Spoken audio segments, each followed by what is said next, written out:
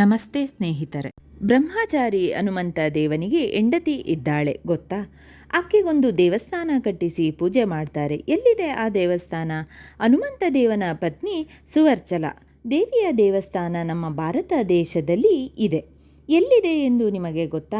ಹನುಮಂತ ದೇವರು ಮದುವೆಯಾದರೂ ಸಹ ಹೇಗೆ ಬ್ರಹ್ಮಚಾರಿ ಎಂದು ಕೇಳುತ್ತಾರೆ. ಈ ಕಥೆಯನ್ನು ಕೇಳಿ ಹನುಮಂತ ದೇವರ ಬಗ್ಗೆ ಇನ್ನಷ್ಟು ಗೌರವ ಮತ್ತು ಭಕ್ತಿ ನಿಮಗೆ ಹೆಚ್ಚಾಗುತ್ತದೆ.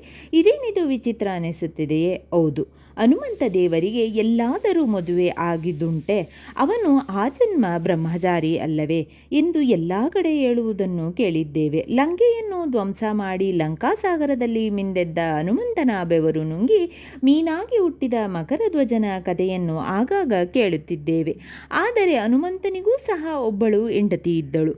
ಅವಳಿಗೆ ಒಂದು ದೇವಸ್ಥಾನ ಈಗಲೂ ಇದೆ ಎಂದು ನಿಮಗೆ ಗೊತ್ತೇ? ಬನ್ನಿ ಅದರ ಬಗ್ಗೆ ತಿಳಿದುಕೊಳ್ಳೋಣ. ಹನುಮಂತನ ಹೆಂಡತಿ ಸೂರ್ಯನ ಮಗಳು ಸುವರ್ಚಲಾ ದೇವಿ. ಪರಾಶರ ಸಂಹಿತೆಯಲ್ಲಿ ಪರಾಶರ ಮಹರ್ಷಿಗಳ ಪ್ರಕಾರ ಸೂರ್ಯದೇವ ಹನುಮಂತನ ಗುರು.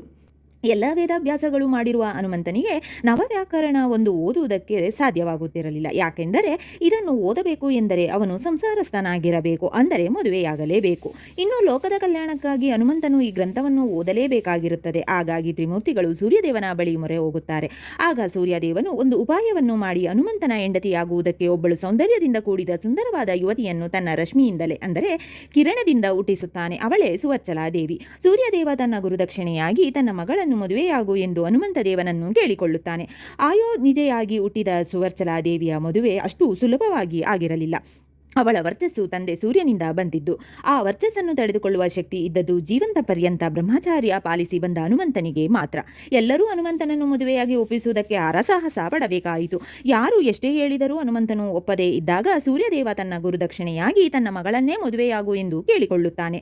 ಆಗ ಹನುಮಂತನು ಹಿಂಜರಿಯುತ್ತಾನೆ. ಮದುವೆಯಾದ ಮೇಲೂ ಹನುಮಂತ ಬ್ರಹ್ಮಚಾರಿಯಾಗಿಯೇ ಉಳಿಯುವ ಹಾಗೆ ಸೂರ್ಯದೇವ ವರವನ್ನು ಕೊಡುತ್ತಾನೆ. ಲೋಕ ಕಲ್ಯಾಣಕ್ಕೋಸ್ಕರ ನಿನ್ನ ಈ ಮದುವೆ ಅಷ್ಟೇ. ಮುಂದೆ ನೀನು ಬ್ರಹ್ಮನಾದಾಗ ನಿನ್ನ ವಾಣಿಯಾಗುತ್ತಾಳೆ, ನನ್ನ ಮಗಳು ಅಂತ ಹೇಳುತ್ತಾನೆ. ಸೂರ್ಯದೇವ ಅದಕ್ಕೆ ಹನುಮಂತನು ಒಪ್ಪಿಕೊಳ್ಳುತ್ತಾನೆ. ಮದುವೆಯಾದ ಮರುಕ್ಷಣವೇ ಸುವರ್ಚಲಾ ದೇವಿ ತಪಸ್ಸಿಗೆ ಹೊರಟು ಹೋಗುತ್ತಾಳೆ. ಜ್ಯೇಷ್ಠ ಶುದ್ಧ ದಶಮಿಯ ದಿನ ಸುವರ್ಚಲಾ ದೇವಿ ಮತ್ತು ಹನುಮಂತನ ಮದುವೆಯಾಗುತ್ತದೆ. ಇಂದಿಗೂ ದಕ್ಷಿಣ ಭಾರತದಲ್ಲಿ ಈಕೆಯನ್ನು ಪೂಜೆ ಮಾಡುತ್ತಾರೆ. ತೆಲಂಗಾಣದ ಹೈದರಾಬಾದ್ನಲ್ಲಿ ಸುವರ್ಚಲಾ ದೇವಿಯ ದೇವಸ್ಥಾನ ನೆಲೆಸಿದೆ. ಹೈದರಾಬಾದ್ನಲ್ಲಿ 220 ಕಿಲೋಮೀಟರ್ ದೂರದಲ್ಲಿ ಸುವರ್ಚಲಾ ದೇವಿಯ ದೇವಸ್ಥಾನವಿದೆ. ಈ ದೇವಿ ಮತ್ತು ಹನುಮಂತನನ್ನು ಈ ರೂಪದಲ್ಲಿ ಪೂಜೆ ಮಾಡಿದರೆ ಯಾವತ್ತೂ ಗಂಡ ಹೆಂಡತಿಯ ಮಧ್ಯೆ ಭಿನ್ನಾಭಿಪ್ರಾಯ ಬರದೆ ಜೀವನ ಪೂರ್ತಿ ಸಂಸಾರದಲ್ಲಿ ಖುಷಿಯಾಗಿ ಇರುತ್ತಾರಂತೆ. ಹೀಗಿದೆ ಹನುಮಂತನು ಮದುವೆಯಾದ ಸುವರ್ಚಲಾ ದೇವಿಯ ಕಥೆ ಮತ್ತು ಮಹಿಮೆ. ಕೇಳಿ, ನೀವು ಕೂಡ ಒಮ್ಮೆ ಈ ದೇವಸ್ಥಾನಕ್ಕೆ ಹೋಗಿ ಬನ್ನಿ ಮತ್ತು ಸುಖವಾದ ಸಂಸಾರ ಜೀವನಕ್ಕೆ ಈ ದೇವಿಯ ದರ್ಶನವನ್ನು ಅವಶ್ಯವಾಗಿ ಮಾಡಿ. ಶ್ರೀರಾಮನ ಭಕ್ತ ಹನುಮಂತ ಎಂದು ತಿಳಿದಿದೆ. ಏಕೆಂದರೆ ಶ್ರೀರಾಮನಿಗೆ ಅಗತ್ಯವಿರುವುದೆಲ್ಲ ಮಾಡಲು ಸದಾ ಆಂಜನೇಯ ಮುಂದಾಗಿರುತ್ತಿದ್ದ. ಬೇರೆ ಯಾರಿಗೂ ರಾಮನ ಸೇವೆ ಮಾಡಲು ಅವಕಾಶವೇ ಇರುತ್ತಿರಲಿಲ್ಲ. ಶ್ರೀರಾಮನ ಸೇವೆ ಮಾಡುವುದರಲ್ಲಿ ಯಾರು ಮೊದಲಿಗರು ಎಂಬ ಸ್ಪರ್ಧೆ ಇಟ್ಟರೆ ಹನುಮಂತನೇ ಮುಂಚೂಣಿಯಲ್ಲಿ ಬರುತ್ತಿದ್ದ. ಆದರೆ ಇದೆಲ್ಲ ಲಕ್ಷ್ಮಣ, ಭರತ, ಶತ್ರುಘ್ನ ಹಾಗೂ ಸೀತೆಯು ಸೇರಿದಂತೆ ಯಾರಿಗೂ ಸರಿ ಹೋಗುತ್ತಿರಲಿಲ್ಲ. ಅವರೆಲ್ಲರೂ ರಾಮನಿಗೆ ತಾವುಗಳು ಏನಾದರೂ ಸೇವೆ ಮಾಡಬೇಕೆಂದು ಕೊಂಡಿದ್ದರೆ ಅದನ್ನೆಲ್ಲ ಹನುಮಂತನು ಊರುಗೋಲಿಂದ ಮಾಡಿ ಮುಗಿಸುತ್ತಿದ್ದ. ಅವರ್ಯಾರಿಗೂ ಮಾಡಲು ಏನೂ ಇರುತ್ತಿರಲಿಲ್ಲ. ಇದರಿಂದ ಅವರೆಲ್ಲರಿಗೂ ತುಂಬ ಬೇಸರವಾಗಿತ್ತು. ಒಂದು ದಿನ ಅವರೆಲ್ಲರೂ ಒಂದಾಗಿ ರಾಮನಿಗೆ ಏನೇನು ಸೇವೆಯನ್ನು ಯಾರ್ಯಾರು ಮಾಡಬೇಕೆಂದು ಪಟ್ಟಿ ಮಾಡಿಕೊಂಡರು.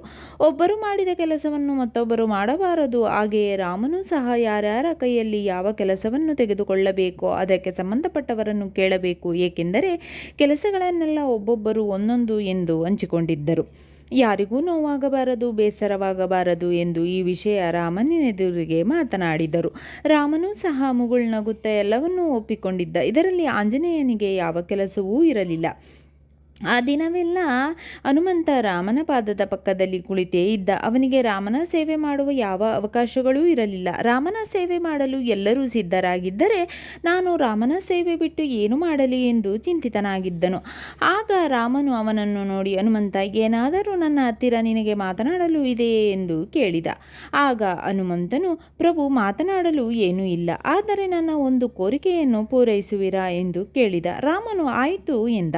ಆಗ ಹನುಮಂತನು, ಪ್ರಭು, ನೀವು ಆಕಳಿಸಿದಾಗೆಲ್ಲ ನಿಮ್ಮ ಬಾಯಿ ಮುಂದೆ ಚಿಟಿಕೆ ಹೊಡೆಯುವ ಸೌಭಾಗ್ಯವನ್ನು ನನಗೆ ಕೊಡುತ್ತೀರಾ? ಹಾಗೂ ಈ ಕೆಲಸ ಬೇರೆ ಯಾರೂ ಬರುವಂತಿಲ್ಲ, ಇದನ್ನು ನಾನೇ ಮಾಡಬೇಕು ಎಂದು ಹನುಮಂತ ಎಳೆಮಕ್ಕಳಂತೆ ಕೇಳಿದ್ದಕ್ಕೆ ನಕ್ಕು ರಾಮನು ಆಯಿತು ಎಂದ. ಇಲ್ಲಿಂದ ಆಂಜನೇಯನ ಕೆಲಸ ಶುರುವಾಯಿತು.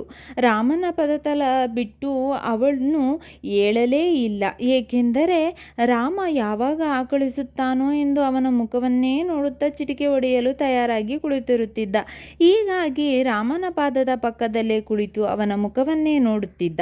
ರಾಮ ಆಕಳಿಸುವ ಒಂದೇ ಒಂದು ಅವಕಾಶವನ್ನು ಕಳೆದುಕೊಳ್ಳಬಾರದೆಂದು ಕಣ್ಣಲ್ಲಿ ಕಣ್ಣಿಟ್ಟು ಕಾಯುತ್ತಿದ್ದ. ಶ್ರೀರಾಮನಿಗೂ ಸಹ ಆಂಜನೇಯನು ಮಾಡುತ್ತಿದ್ದ ಸೇವೆ ಬಹು ಪ್ರಿಯವಾಗಿತ್ತು. ಈಗಲೂ ಮನಸ್ಸಿನಲ್ಲಿ ಅದೇ ಇತ್ತು. ಬೇರೆಯವರು ತೆಗೆದುಕೊಂಡಿದ್ದು ರಾಮನಿಗೆ ಸರಿ ಹೋಗಲಿರಲಿಲ್ಲ. ಹೀಗಾಗಿ ರಾಮನು ತಾನು ಆಕಳಿಸಿದ್ದಾಗಲೆಲ್ಲ ಹನುಮಂತನಿಗೆ ಚಿಟಿಕೆ ಹೊಡೆಯುವ ಕೆಲಸವನ್ನು ಬಹಳ ಸಂತೋಷವಾಗಿ ಕೊಟ್ಟಿದ್ದ. ತನ್ನ ಕರ್ತವ್ಯವನ್ನು ನಿಷ್ಠೆಯಿಂದ ಮಾಡುತ್ತಿದ್ದ ಹನುಮಂತನಿಗೆ ಹಿಂದೆಂದಿಗಿಂತಲೂ ಜಾಸ್ತಿ ಕೆಲಸವಾಯಿತು. ಅದು ಅಲ್ಲದೆ ಸದಾ ರಾಮನ ಜೊತೆಗೆ ಇರತೊಡಗಿದ. ಹಗಲು ರಾತ್ರಿ ಎನ್ನದೆ ದಿನಪೂರ್ತಿಯೂ ಆಂಜನೇಯನು ರಾಮನ ಮುಂದೆ ಕುಳಿತಿರುತ್ತಿದ್ದ. ರಾಮನ ಸಹೋದರಿಗೆ ಸೀತೆಗೆ ಕಿರಿಕಿರಿಯಾಯಿತು. ಯಾವಾಗ ಬಂದು ನೋಡಿದರೂ ರಾಮನ ಜೊತೆ ಹನುಮಂತ ಇರುತ್ತಿದ್ದ. ಅದು ಹಿಂದೆಂದಿಗಿಂತಲೂ ಅಂದರೆ ಗೊತ್ತಿಲ್ಲದೆ ರಾಮನನ್ನು ನೋಡಲು ಬಂದಾಗಲೆಲ್ಲ ಹನುಮಂತನೇ ಇರುತ್ತಿದ್ದ. ಇದರಿಂದ ಅವರಿಗೆಲ್ಲ ಅಸಮಾಧಾನವಾಯಿತು. ಅವರಿಗೆ ಯಾರಿಗೂ ಶ್ರೀರಾಮನ ಜೊತೆ ಹೆಚ್ಚು ಸಮಯ ಕಳೆಯಲು ಅವಕಾಶವಿಲ್ಲವಾಯಿತು. ಆ ದಿನ ರಾತ್ರಿ ಊಟ ಮಾಡಿದ ಮೇಲೆ ಶ್ರೀರಾಮನು ತನ್ನ ಕೋಣೆಗೆ ಮಲಗಲು ಹೋದನು. ಸ್ವಲ್ಪ ಹೊತ್ತಿಗೆ ಸೀತಾಮಾತೆಯು ಮಲಗಲು ಕೋಣೆಗೆ ಬಂದಳು. ಅಲ್ಲಿಯೇ ಮಂಚದ ಕೆಳಗೆ ಹನುಮಂತ ಕೂತಿರುವುದನ್ನು ನೋಡಿ ಗಾಬರಿಗೊಂಡಳು. ನಾವು ಮಲಗುವ ಕೋಣೆಯಲ್ಲಿ ಏನು ಮಾಡುತ್ತಿರುವೆ? ನಾವು ಮಲಗಬೇಕು, ನೀನು ಇಲ್ಲಿಂದ ಎದ್ದು ಹೊರಗೆ ಹೋಗು ಎಂದಳು. ಆಗ ಹನುಮಂತನು, ಚಿಂತಿಸಬೇಡಿ ತಾಯಿ, ದಯವಿಟ್ಟು ನೀವು ನಿಮ್ಮ ಪಾಡಿಗೆ ನಿದ್ದೆ ಮಾಡಿ. ರಾತ್ರಿ ಸಮಯದಲ್ಲಿ ರಾಮ ಆಕಳಿಸಿದರೆ ನಾನು ನನ್ನ ಕರ್ತವ್ಯವನ್ನು ಪಾಲಿಸಬೇಕು. ನನ್ನ ಪಾಡಿಗೆ ನಾನು ಕುಳಿತಿರುತ್ತೇನೆ ಎಂದನು. ಸೀತೆ ರಾಮನ ಅಸಹಾಯಕತೆಯನ್ನು ನೋಡಿ, ಸ್ವಾಮಿ, ನಾವು ರಾತ್ರಿ ನಿದ್ದೆ ಮಾಡುವ ಸಮಯದಲ್ಲೂ ಚಿಟಿಕೆ ಹೊಡೆಯಲು ಹನುಮಂತನಿಗೆ ಅನುಮತಿ ನೀಡಿದ್ದೀರಾ ಎಂದು ಕೇಳಿದಳು. ಆಗ ರಾಮನು, ಯಾವುದೇ ಕಾರಣಕ್ಕೂ ಅವರವರ ಕರ್ತವ್ಯಗಳನ್ನು ಮಾಡಲು ಅವರವರಿಗೆ ಬಿಡಬೇಕು. ಅಪ್ಪಿತಪ್ಪಿಯೂ ಬದಲಾಯಿಸಿಕೊಳ್ಳುವುದಿಲ್ಲವೆಂದು ನಾನು ಮಾತು ಕೊಟ್ಟಿದ್ದೇನೆ ಅಲ್ಲವೇ? ನಾನು ಈಗ ಅಸಹಾಯಕನಾಗಿದ್ದೇನೆ. ನಾನು ನನ್ನ ಭಕ್ತರ ಗುಲಾಮ ಎಂಬುದು ನಿನಗೆ ಗೊತ್ತಿದೆ ತಾನೆ? ಶ್ರೀರಾಮ ನಗುತ್ತಾ ಸೀತೆಯನ್ನು ಕೇಳಿದ. ಈ ಮಾತಿನಿಂದ ಸೀತೆಗೆ ನಾಚಿಕೆಯಾಗಿ ತನ್ನ ತಪ್ಪಿನ ಅರಿವಾಯಿತು. ಸೀತೆ ಮಾತೆ ಹರಿತೋ ಹರಿದೆಯೋ ತನ್ನ ಸ್ವಾರ್ಥದಲ್ಲಿ ಆಂಜನೇಯನ ನಿಜವಾದ ಭಕ್ತಿಯನ್ನು ಅಲಕ್ಷ್ಯ ಮಾಡಿದಳು. ಹನುಮಂತನು ತನ್ನ ಸ್ವಾಮಿಗೆ ಕಾಡಿನಲ್ಲಿ ಅದೆಷ್ಟು ಭಕ್ತಿ ನಿಷ್ಠೆಗಳಿಂದ ಸೇವೆ ಸಲ್ಲಿಸಿದ್ದೆನೆಂದು ನೆನಪು ಮಾಡಿಕೊಂಡಳು. ಕ್ಲಿಷ್ಟಕರ ಸನ್ನಿವೇಶಗಳಲ್ಲಿ ರಾಮ ರಾವಣರ ಯುದ್ಧದಲ್ಲಿ ಹಸಿವು, ಆಯಾಸ, ನಿದ್ರೆ, ನೀರಡಿಕೆಯ ಅಂಗವನ್ನು ತೊರೆದು ರಾಮಚಂದ್ರನ ಕೆಲಸ ಕಾರ್ಯಗಳನ್ನು ಚಿಟಿಕೆ ಹೊಡೆಯುವುದರಷ್ಟರಲ್ಲಿ ಮಾಡಿ ಮುಗಿಸುತ್ತಿದ್ದ ಹನುಮಂತ ಎಡಬಿಡದೆ ರಾಮನ ಸೇವೆ ಮಾಡಿದ್ದಾನೆ. ಅಂಥ ಸ್ವಾಮಿ ಭಕ್ತನ ಸೇವೆಯನ್ನು ಕಿತ್ತುಕೊಂಡು ಎಂಥ ತಪ್ಪು ಮಾಡಿದ್ದೆ ಎಂದುಕೊಂಡು ಕೂಡಲೇ ಲಕ್ಷ್ಮಣ, ಭರತ, ಶತ್ರುಘ್ನನನ್ನು ಕರೆದು ಒಬ್ಬರೊಬ್ಬರು ವಹಿಸಿಕೊಂಡಿದ್ದ ಕರ್ತವ್ಯಗಳನ್ನು ಹನುಮಂತನಿಗೆ ಬಿಟ್ಟುಕೊಡಲು ಹೇಳಿದಳು. ಹನುಮಂತನನ್ನು ಸಂತೈಸಿದಳು. ನಿರಪೇಕ್ಷೆಯಾದ ಸೇವೆಗೆ ಯಾವತ್ತಿದ್ದರೂ ಫಲ ದೊರಕುತ್ತದೆ ಎನ್ನುವುದಕ್ಕೆ ರಾಮನ ಬಂಟ ಹನುಮಂತನ ಸ್ವಾರ್ಥರಹಿತ ಸೇವೆ ಉದಾಹರಣೆಯಾಗಿದೆ. ಸ್ನೇಹಿತರೆ, ಈ ವಿಡಿಯೋ ಇಷ್ಟವಾದಲ್ಲಿ ಲೈಕ್, ಶೇರ್ ಆ್ಯಂಡ್ ಕಾಮೆಂಟ್ ಮಾಡಿ. ಮುಂದಿನ ವಿಡಿಯೋಸ್ಗಳಿಗಾಗಿ ಚಾನಲ್ ಅನ್ನು ಸಬ್ಸ್ಕ್ರೈಬ್ ಮಾಡಿ. ಧನ್ಯವಾದಗಳು.